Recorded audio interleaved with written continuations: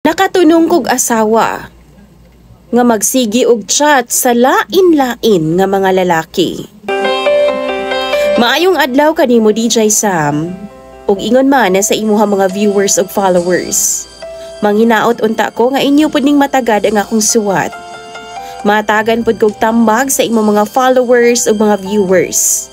Tawagan na lang ko sa pangalang Rex, taga Carmen, Cebu ko DJ Sam. Doon ako'y live-in partner o usa ka anak, pero nagbulag na mi. Sugdan ako nigsaysay ni adtong uyab paming duha.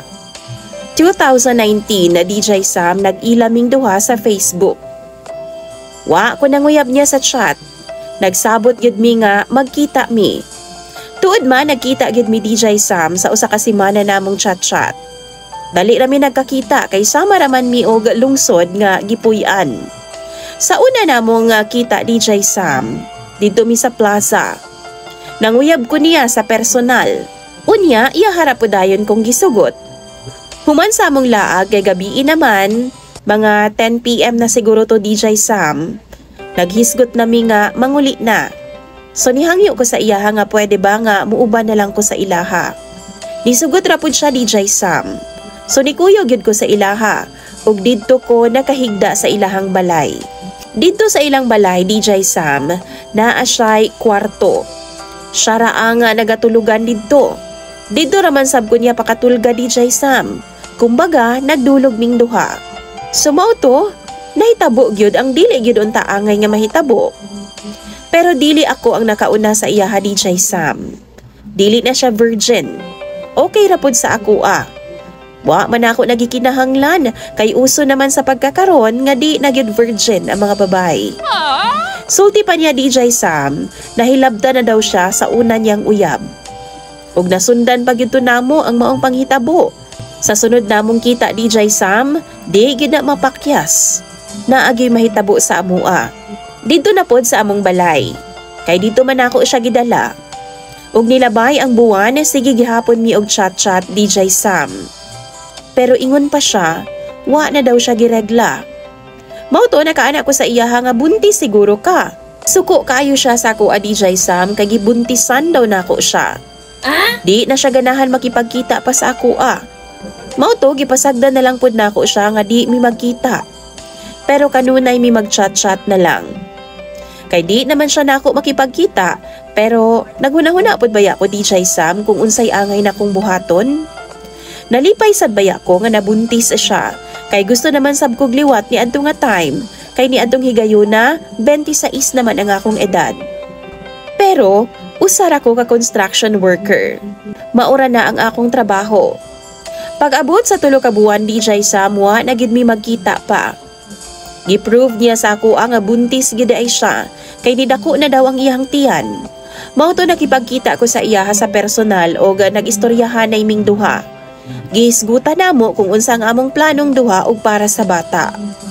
Mao to, kay buntis naman gyud siya DJ Sam. Wa daw lain nakahilabot niya kundi ako lang. Mao sa way paglangay-langay nangatubang dayon mi sa ilaha. Mao to nag-ipon pud mi. Hangtod na taw ang bata DJ Sam, magkauban ming duha. Okay naman siya, buutan tapos kugihan.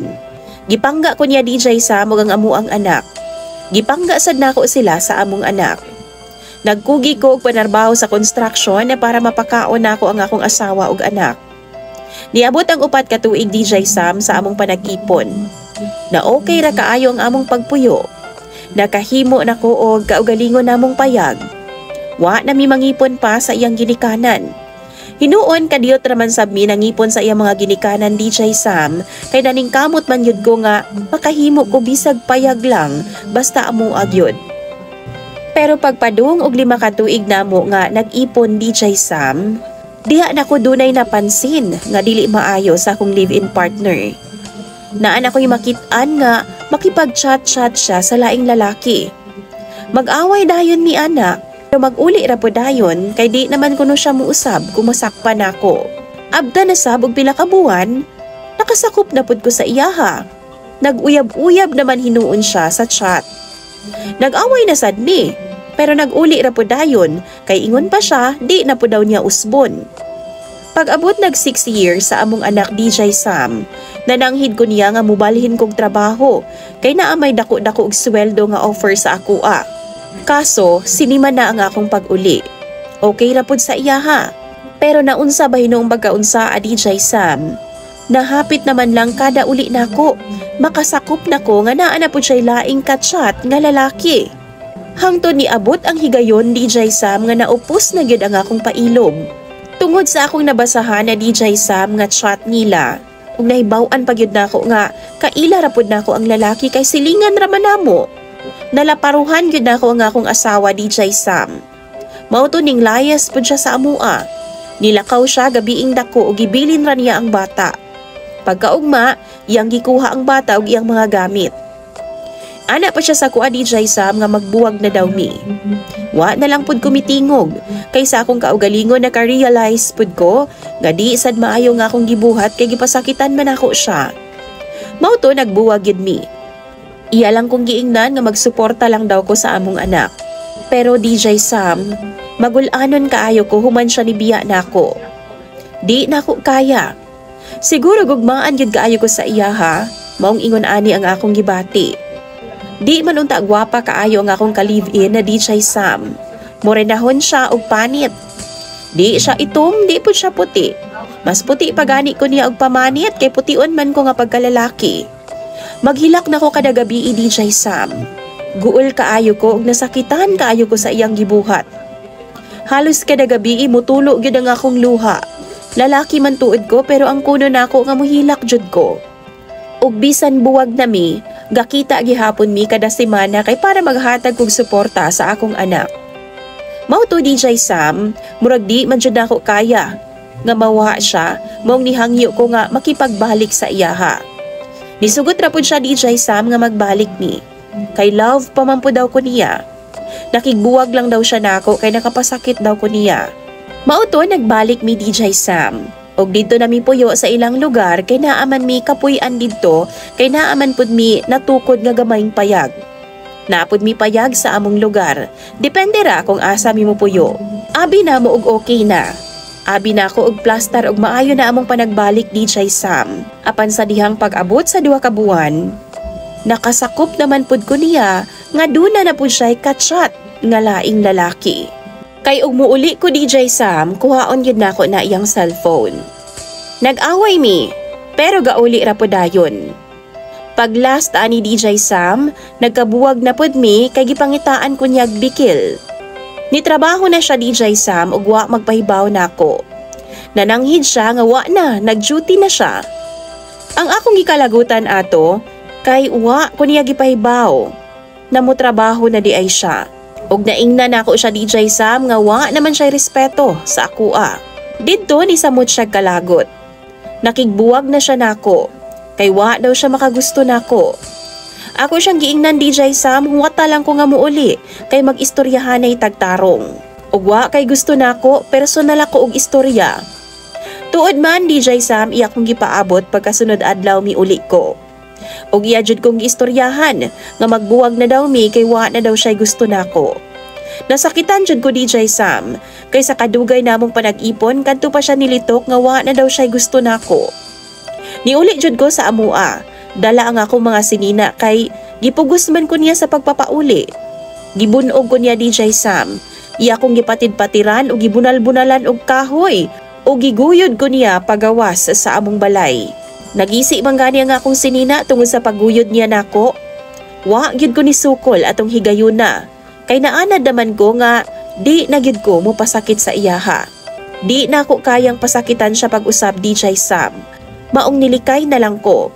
Pero para nako, di baya gyud ko gusto nga bulakaw atong higayuna kay maluoy ko sa among anak.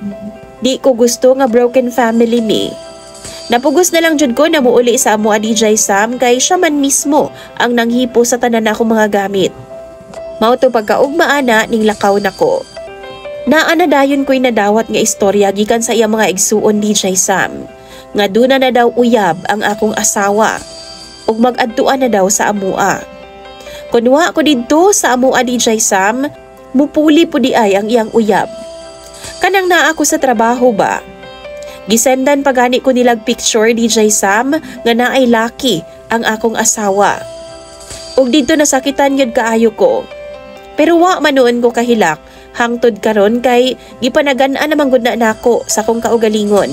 Nga di na gyud nako siya hilakan pag-usab. Kung ugaling man, buhaton gihapon na niyang butanga. Ug gibuhat gyud niya. Dangtan og buwan DJ Sam, nakadungog na pud kog istorya nga nagbuwag sila sa iyahang uyab. Buwan na sab mikapin ato nga time nga wa nay kontakay kay giblock man ko niya. Pero perme gihapon ko nga mag-adtuan sa ila kada semana. Kay naaman didto ang among anak.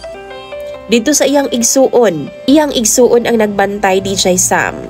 Muadto ko kung wa didto ang akong ex kay nagtrabaho man siya. Ug usa kay gayon ni ana DJ Sam. Unsay nasod sa akong hunahuna. Nga gituyo man ako adto nga hapit na mo gabii. Syempre laki ko og tao lang pud intawon, mingahon sad ko usahay anang ana-ana. Ambot naglibog ko sa akong kaugalingon nganong ako tong gibuhat. Kanang kay bawo bitaw ko unsa siya'y oras mo abot. Unya kay welcome man gyud ko sa ilaha didto DJ Sam. Bisan unsang orasa nga muadto ko dawaton yun ko nila. Kay bawo man ang mga tao kinsa ang nakasala sa among duha sa akong asawa. Ug kung unsa pud ko kamaayo nila. Nabuhat bitaw nako DJ Sam nga ningsak ako sa payag nga among gipuy-an. Ug nihigda ko sa wa pa siya niabot ug naabtan yun ko niya. Nako dito sa taas DJ Sam nagbukot sa habol. Nangutana siya nganong naa daw ko ngadto. Wa ko mitingog. Naminaw ra gyud ko sa palibot DJ Sam. Nihunong man sab siya og yaw-yaw ug niabot ang oras nga tingkatug na gyud. Nakatug na sad siya. Nibalhin ko og higda tapad niya DJ Sam. Ug ako siyang gigakos. Nakamata siya. Ninghangyo ko nga pwede bang mo ana-ana ko. Wa siya nitingog. Iyara kong gikusi. Sakto ra kakusog DJ Sam. Unsa pay dugayan.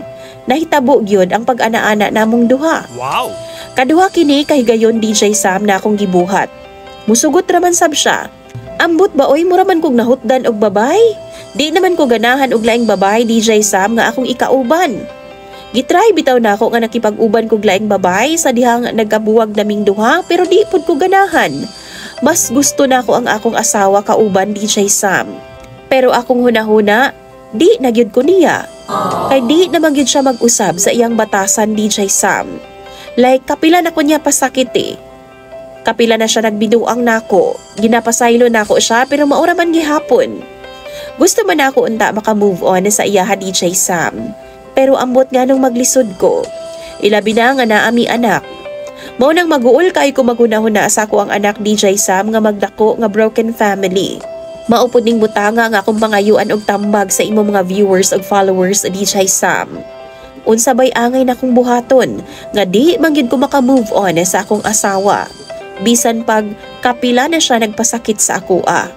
Kapila na siya nagluib sa akoa. Unsa man ang akong buhaton karon. Palihog, tabangi og tambagi ko ninyo. Imong follower og sender DJ Sam, Rex.